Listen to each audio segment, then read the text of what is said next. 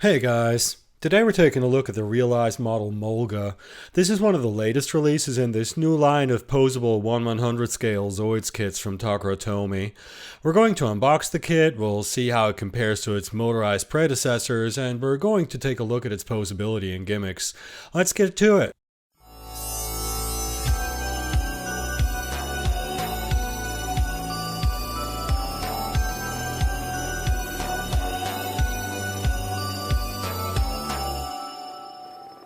Robo Shop.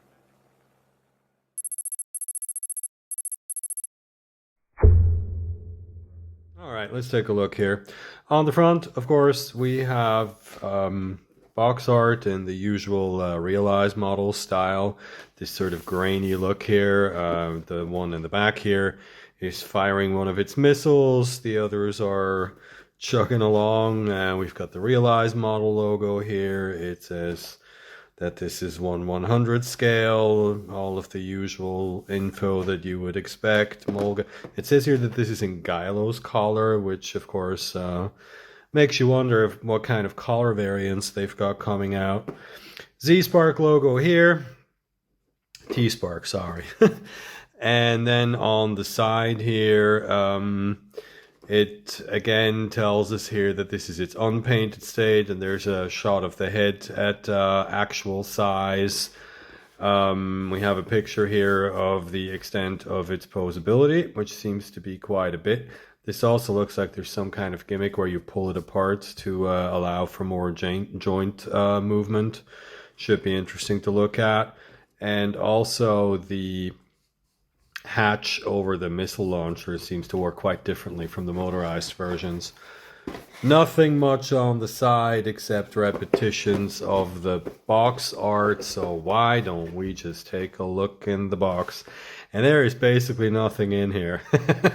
Okay, we've got a red sprue here with the wheels, the feelers, and the missiles. Interestingly, the missiles are actually two separate pieces.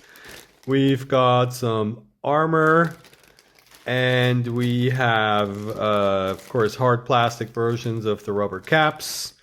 We have one clear piece for the cockpit, and two more sprues with gunmetal parts, more armor, the cockpit, and this is a sprue of polycaps, of course. I don't know what was confusing about that to me. Numbers go up to 10, so not that many polycaps on this. You guys know I've been a little bit critical of the over-reliance on polycaps on these kits, but I'm guessing this is actually all of its joints. And the instructions. Yeah, I'm an idiot. I managed to rip up the instructions when I was trying to open up the bag that they come in, but we're going to take a look anyway. It is, of course, a folding sheet like all of the realized model instructions so far. Here we have a list of all of the gimmicks. The wheels can be posed, interestingly, and they seem to, the idea seems to be that they steer a bit and like the suspension can come up. It's telling us that this would be a cool way to pose it on an action base. Not sure I agree with that, but it doesn't come with the action base, by the way. It specifies that here. What you can do with the missile launcher. The instructions are, of course, very short. This is not a complicated kit, except for its instructions apparently being very difficult to remove from their bag. And that is really it in here, folks. I think I'm just going to move on to building this now. Alright, we'll start with gimmicks, and then we'll do posability, and I will tell you right now that the gimmicks are pretty fiddly, and this is my second attempt to film this. The wheels, first of all, can simulate steering like this, and then they are also able to move. Now they're all the way up, and you can pull on them like this, and then they come down, and then once they're all the way down, you can tilt them like this, and inward like this. Pull them back up. You don't really spin, but I mean, you don't need them to. Next, you have the cockpit, which in order to open it, you have to first move this up like this, because it actually holds this hatch closed. and then it then sort of moves back, by the way, which is actually pretty cool, so it's out of the way. And then you can open this, and then you can also open the cockpit, which I'm actually not going to try to do that now, because every time I do that, the whole thing comes apart. So I'm just going to close this, and now you can see you have to now, this piece that holds it in place, you have to first fold down, and then you can sort of pull forward on it, and then it shuts again. Also in the back here we have the missile launcher, which is of course under this piece of armor, which you can fold up at first, the first segment like so, and then the second segment like so. These have a tendency to come apart. I kind of got lucky right now, to be honest with you. And the missile launcher then comes out if you pry on it enough, like so, and it's usually a good idea to just get this completely out of the way, to be honest. And then it can also rotate if you can manage to do that without having it pop off. See, and then it's not directly aimed at what seems to be the main engine of the Zoid. You store it back by doing this and folding these armor pieces back, and as you can see, these joints here are unfortunately very flimsy, and they have a tendency to just pop off when you try to do pretty much anything with them. And I am leaving this unedited on purpose because I do think should be part of this review that I show you how fiddly all of this is. The head here can move up and down, by the way, while I'm back here.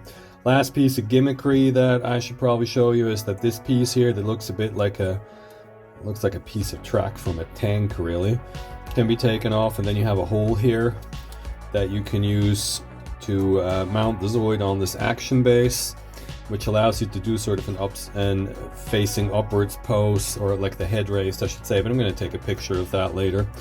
Final gimmick that's built into this thing is regular poseability without the joints extended. It goes about this far, and then you can pull it apart here,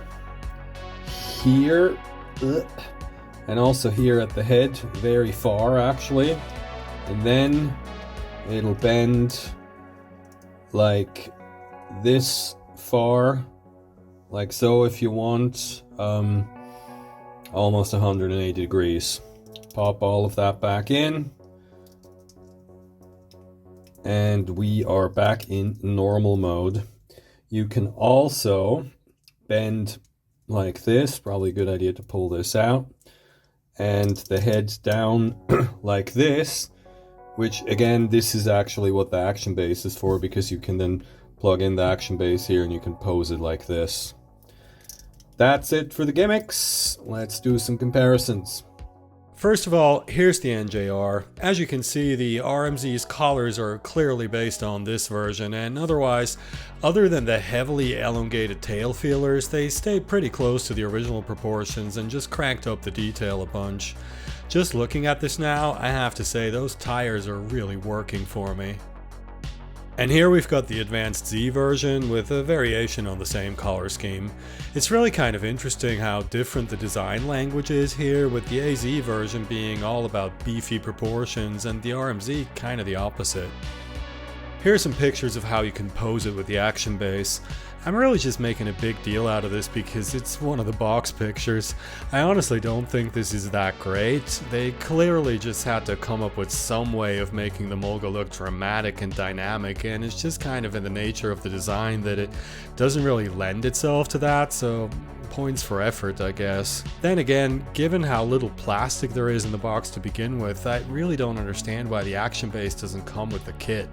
You also can't buy it separately, you have to source it from a Hellcat, and I want to use mine with the Hellcat. And that's about all I have to show you guys. Now, I may have sounded kind of negative through most of this review, but I actually like this kit just fine.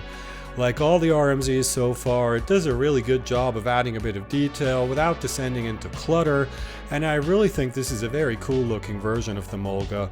Plus, while the small size may detract a bit from the shelf presence, particularly of the RMZ Genosaurer, with the Molga I really think it doesn't matter at all, it's just a little bug anyway. I guess my criticisms basically stem from the fact that they wanted to do something, just anything, to justify this being unmotorized, and most of the gimmicks they added are just flimsy and kind of unnecessary. But if you just take the motor out of the Molga, you're left with next to nothing, so I guess they had to try. It's just that most of it either doesn't work that well or didn't really need to be there. Beyond all that though, I mean, look, it's a Molga, and you've got to have Molgas, and this is a really cool looking Molga. Plus, like I said when the AZ came out, it's just nice to see Takara Tomy still respecting some of the more understated classics and not just the biggest and flashiest designs.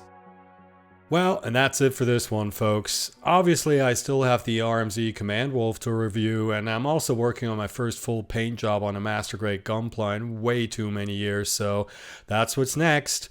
If you don't want to miss it, you may not be aware of this, but YouTube actually has this handy dandy subscribe function that you can use to follow channels with content that's relevant to your interests, so might want to give that a try and like the video while you're down there and post a comment. I also have Patreon and PayPal links in the description if you want to support my channel, but just interacting with the video and not skipping over the ads helps me out too. In the meantime, thanks for watching, and I'll see you in the next one.